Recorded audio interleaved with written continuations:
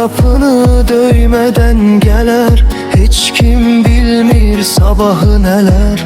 Bu dünya bizə əmanət imiş. Gedən anlayarmış, qalan bilməz. Bugün güldüyün sabah xatirə, bir şəkil qalar köhnə dəftərə. Nə var dövlət, nə şöhrət qalar, hamısı susar bir məzar üstə. Həyat bir göz qırpımı qədər qısa, yaşam bir nəfəs qədər yaxın sona. Nə üçün qırdıq sevdirilərimizi, nə üçün gec anladıq insan olmağı.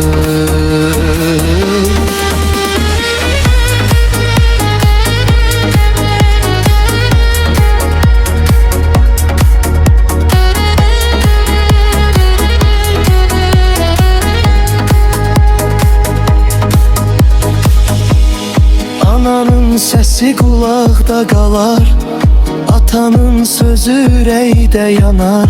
Bir gün dönmək istəyəndə geriyə, yollarda susar, qapılar bağlanar.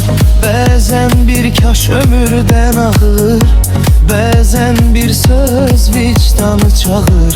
Vaxt heç kəsi gözləməz axı, saatlar ömrü səssiz aparır. Həyat əllərimizdən axan bir çay, yaşam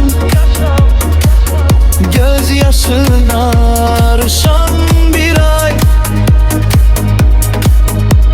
Ölüm son değil bir keçidir bəlkə, ən böyük sual yaşanan ömürdür yenə.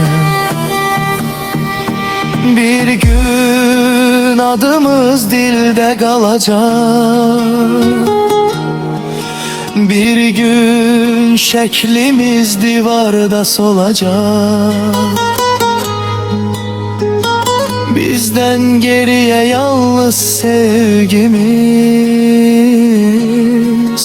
ya da qırdığımız ürəklər qalacaq.